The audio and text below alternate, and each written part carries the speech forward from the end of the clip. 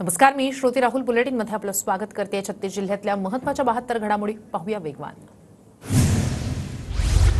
राज्यात एचएमपीव्हीचा एकही रुग्ण नाही, आरोग्य विभागाकडून स्पष्टीकरण। सर्दी खोकल्याच्या रुग्णांचं सर्वेक्षण। नवे व्हायरसच्या पार्श्वभूमीवर केंद्र सरकार गंभीर, राज्यातील आरोग्य यंत्रणाही सतर्क। नागरिकांनी घाबरून जाऊ नये, आरोग्यमंत्री प्रकाश आंबेडकर यांचं आवाहन। एव्हियन फ्लूमुळे 3 वाघ आणि एका बिबट्याचा मृत्यू। महाराष्ट्रातील प्राणी संग्रहालय अलर्टवर। केंद्रीय मत्स्य व्यवसाय, पशुसंवर्धन आणि दुग्ध व्यवसाय मंत्रालयानं महाराष्ट्राकडून अद्ययावत प्रतिबंधित अहवाल मागवला। धनंजय मुंडेंचं नाव घेतल्यामुळे बीडच्या शिवाजीनगर पोलीस ठाण्यात मनोज जरांगेंवर अदखलपात्र गुन्हा दाखल। बीडसह परळी अंबाजोगाईतही जरांगेंविरोधात तक्रार। परभणीच्या गंगाखेड पोलीस ठाण्यात मनोज जरांगेंवर गुन्हा दाखल करावा, यासाठी मुंडे समर्थकांचं आंदोलन। जोपर्यंत गुन्हा दाखल होत नाही तोपर्यंत पोलीस ठाण्यातून हलणार नाही, आंदोलकांचा पवित्रा। बीडमध्ये संविधान बचाव जन आक्रोश मोर्चा। सोमनाथ सूर्यवंशी मृत्यू प्रकरणी पोलिसांवर गुन्हा दाखल करण्याची आंदोलकांची मागणी। मोर्चात वकील आणि सामाजिक संघटना सहभागी। एनआयटीमधील भ्रष्टाचाराविरोधात नागपुरात काँग्रेसचा मोर्चा। काँग्रेस नेते बंटी शेळकेंच्या नेतृत्वाखाली काँग्रेसचा मोर्चा। वारंवार मागणी करूनही विद्यार्थ्यांना शाळेत जाण्यासाठी एसटी बसची सुविधा नाहीच। भडी ममदापूर मार्गे लातूर बस सुरू करण्याच्या मागणीसाठी विद्यार्थ्यांचा रास्ता रोको। निफाड ते येवला मार्गाच्या फलकावर अजूनही औरंगाबाद नावाचेच फलक। जिल्ह्याचं नाव बदलूनही सार्वजनिक बांधकाम विभाग अजूनही झोपेतच। शिर्डीत साईबाबा देवस्थानतर्फे नेहमीप्रमाणे महाभोजन वाटप सुरू। अन्नदान फंडामध्ये भाविकांकडून आतापर्यंत 450 कोटींहून अधिक रक्कम दान। मोफत भोजन सुरूच राहणार। रत्नागिरीच्या दापोलीत आर्मीतून सेवानिवृत्त जवानाचं गावकऱ्यांकडून जंगी स्वागत। पालगड गावचे जवान सचिन दगडू मोरे यांनी भारतीय सैन्यात 24 वर्ष सेवा बजावली। मुळशी तालुक्यातील नेरे गावात आमदार केसरी बैलगाडा शर्यतीचं आयोजन। पुणे जिल्ह्यातील अनेक भागातून बैलगाडा मालकांचा सहभाग। जळगावात 68व्या राष्ट्रीय शालेय सॉफ्टबॉल स्पर्धेचं मंत्री गुलाबराव पाटील यांच्या हस्ते उद्घाटन। स्पर्धेत 21 राज्यांमधील 700 खेळाडूंचा सहभाग। स्पर्धेच्या आयोजनाबद्दल गुलाबराव पाटील यांच्याकडून कौतुक। अकोला शहरात वाहतूक कोंडीमुळे नागरिक त्रस्त। रिक्षा चालकांमुळे वाहतूक कोंडी होत असल्याची माहिती। कोल्हापूरच्या गडहिंग्लजमध्ये महावितरण कार्यालयावर वीज कृती समितीचा महामोर्चा। ई प्रीपेड मीटर बसवण्याचं काम बंद होत नाही तोपर्यंत मोर्चे काढत राहणार, कृती समितीचा इशारा। चंद्रपूर शहरात नागरिकांनी एका चोरट्याला पकडून पोलिसांच्या ताब्यात दिलं। वारंवार चोरीच्या घटना घडत असल्यानं नागरिकांकडून पोलिसांच्या कामावर नाराजी व्यक्त। नवी मुंबईत एपीएमसी बाजारात कोकणातील पहिला आंबा दाखल। कोकणातील देवगड इथून केसर आंब्याची पेटी दाखल। नागपुरात दुचाकी चोरी करणाऱ्या एका आरोपीला मानकापूर पोलिसांनी बेड्या ठोकल्या। रमेश चांद्रपुरी असं आरोपीचं नाव। पोलिसांनी 6 दुचाकी जप्त केल्या। नवी मुंबईत चोरट्यांनी पळवलेले मोबाईल मूळ मालकांना परत देण्यात आले। नवी मुंबई पोलिसांची कामगिरी। जालन्यात वातावरण बदलाचा मोसंबीला फटका। धुक्यामुळे झाडांवरील फळांना बुरशीचा प्रादुर्भाव। मोसंबी उत्पादक शेतकरी अडचणीत। यवतमाळच्या खुल्या बाजारात कापसाच्या दरात मोठी घसरण। यवतमाळ आणि वणीत सीसीआयकडून 6 लाख क्विंटल कापसाची खरेदी। बाजारात व्यापाऱ्यांकडून शेतकऱ्यांची लूट। मावळ तालुक्यात सध्या भाजीपाला लागवडीची लगबग। शेतकरी सुनील किरवे यांच्याकडून गावरान टोमॅटोची लागवड। टोमॅटोला बाजारात मिळतोय चांगला भाव। बुलढाण्यात मागच्या 10 दिवसांपासून शासकीय हमीभाव खरेदी केंद्र बारदाना अभावी बंद। शासनानं तात्काळ बारदाना उपलब्ध करून खरेदी सुरू करण्याची शेतकऱ्यांची मागणी।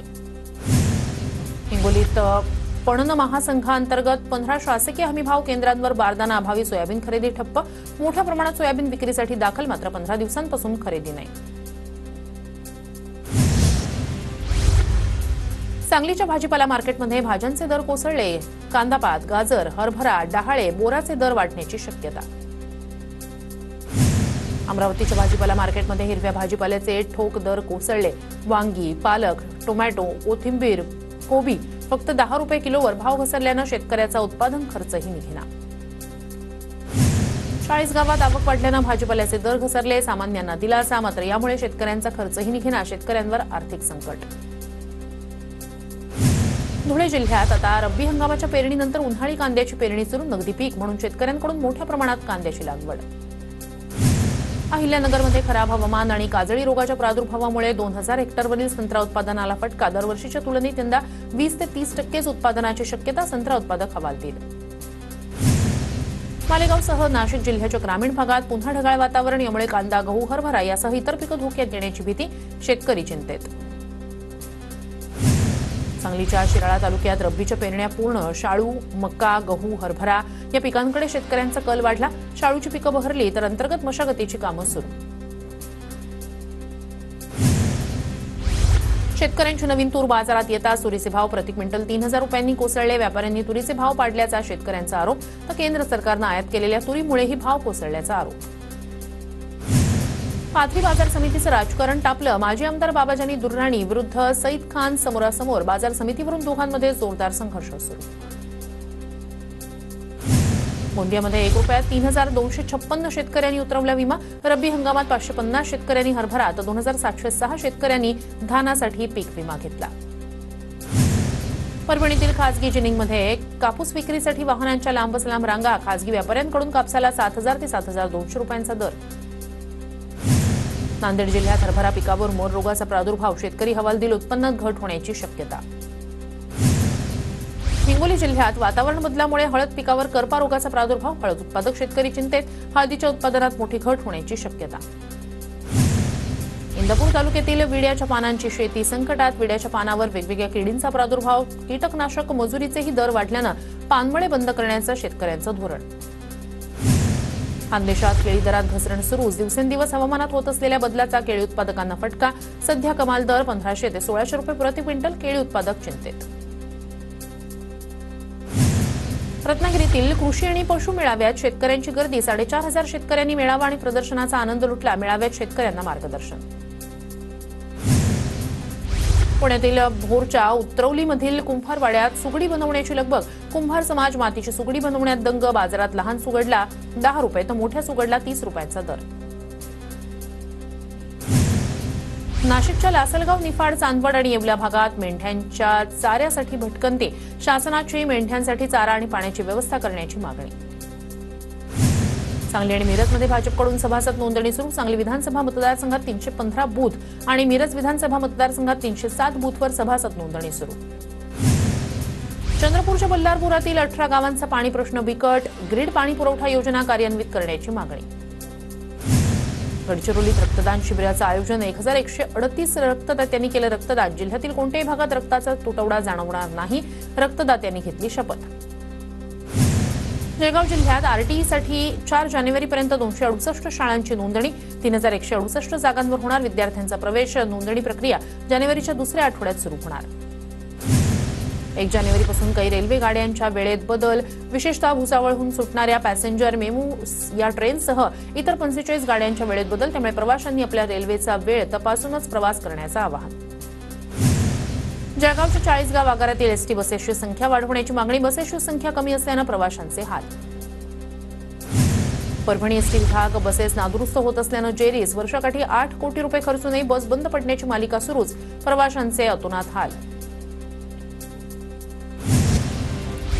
जळगावच्या 40गाव तालुक्यात डोंगरपट्ट्यातील शिवारांमध्ये बिबट्याची दहशत. महावितरणनं शेतीपंपांसाठी दिवसा वीज देण्याची शेतकऱ्यांची मागणी. पंढरपुरात वृद्ध दाम्पत्याची सोन्याला पॉलिश करून देतो म्हणून फसवणूक. दोघांविरोधात पंढरपूर शहर पोलीस ठाण्यात गुन्हा दाखल. पोलिसांकडून अधिकचा तपास सुरू. साताऱ्याच्या जावळीतील फळणीमध्ये 32 वर्षीय व्यक्तीची हत्या. हत्येमागील मारेकरी न सापडल्यानं ग्रामस्थांचं मेढा पोलिसांना निवेदन. आरोपींना लवकरात लवकर पकडण्याची ग्रामस्थांची मागणी. सिंधुदुर्गच्या कणकवलीत रानटी जनावरांच्या वावरानं शेतकरी हैराण. रानटी जनावरांमुळे शेतकऱ्यांचं मोठं नुकसान. कळपभर रस्त्यात फिरत असतानाचा व्हिडिओ सोशल मीडियावर व्हायरल. हिंगोलीत अवैध वाळू उपसा करणाऱ्यांविरोधात महसूल विभागाकडून कारवाईची मोहीम. गौण खनिज उत्खनन स्थळी जाऊन महसूल विभागाच्या 2 कारवाया.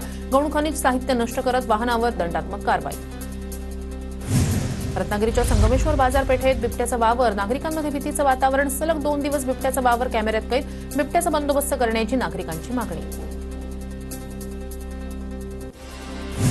आंबेगाव तालुक्यातील अवसरी बुद्रुक हिंगेवस्ती मुक्तादेवी परिसरात मंदिराजवळ बिबट्याचा वावर. बिबट्याचा संचार कॅमेऱ्यात कैद. वन विभागानं पिंजरा लावण्याची ग्रामस्थांची मागणी. तबलावादक झाकीर हुसेन यांना अमरावतीकरांकडून अनोखी श्रद्धांजली. 24 जणांच्या तबला वादनानं झाकीर हुसेन यांना श्रद्धांजली वाहण्यासाठी मोठ्या संख्येनं नागरिकांची हजेरी. अमरावती शहरातील 40 हॉस्पिटल्ससह 30 मोठी प्रतिष्ठानं फायर सेफ्टी विनाच फायर सेफ्टीसाठी 7 दिवसांची मुदत. फायर सेफ्टी न केल्यास परवाना नूतनीकरण होणार नाही.